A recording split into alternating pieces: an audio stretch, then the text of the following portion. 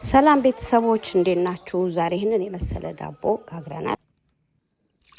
ለመስራት የሚያስፈልገን ነገር መጀመሪያ 2 ኩባያ ወተትና እርሾ አድርገን እንከድነዋለን። ከ10-15 ደቂቃ በኋላ ደግሞ ስኳርና ዘይት ጨምረን 2 እንቁላል አድርገን አብረን በደንብ አድርገን እንመታዋለን ማለት ነው። በደንብ አድርገን መተን ካዋሃድን በኋላ በደንብ አድርጎ ከተዋሃደልን ሁሉ ነገር ባንድ ላይ ከተቀላቀለ በኋላ አሁን ደግሞ 4 ኩባያ ዱቄት እንጨምራለን ማለት ነው። 4 ኩባያ ዱቄት ከጨመርን በኋላ ጨው እንጨምራለን። 1 ሻይ ማንኪያ በደንብ አድርገን እናሸዋለን። ማሸት ይፈልጋል ዳቦ ቆንጆ እንዲሆንልን እዚህ ጋር በደንብ አድርገን እናሸዋለን ማለት ነው። በደንብ አሽተን ሊጡ ቆንጆ ከሆነልን በኋላ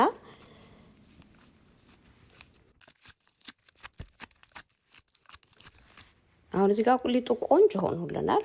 ስለዚህ ከርነን 1 ሰዓት እናስቀምጠዋለን።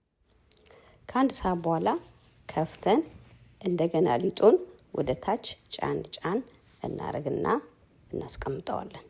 በኋላ ቅርጽ እንዲያወጣልን እንዳምጠዋለን። ሰርክል መጀመሪያ አድርጌ ያስቀመጡት ከዛ እንዳምጠዋለን።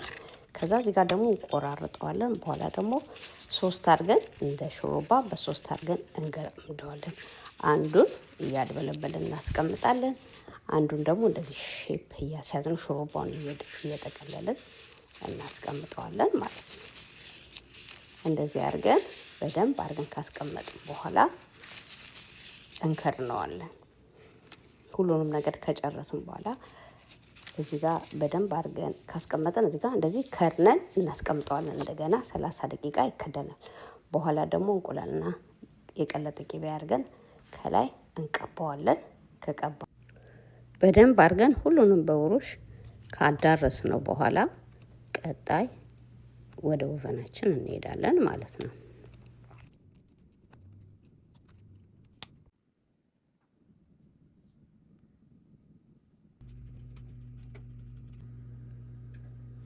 ኦቨኑን 350 አድርጌ አሙቀዋለሁኝ። ከ25 እስከ 30 ደቂቃ ነው የሚጋገረው። እንግዲህ ዳቦአችን በዚህ መልኩ ደርሷል። በጣም ያምራል። ትወዱታላችሁ። ፕሊስ ላይክ፣ ሰብስክራይብ፣ ሀሳብ አስተያየታችሁን ኮሜንት ላይ ጻፉልኝ። አመሰግናለሁ። ሰላም ሁኑ።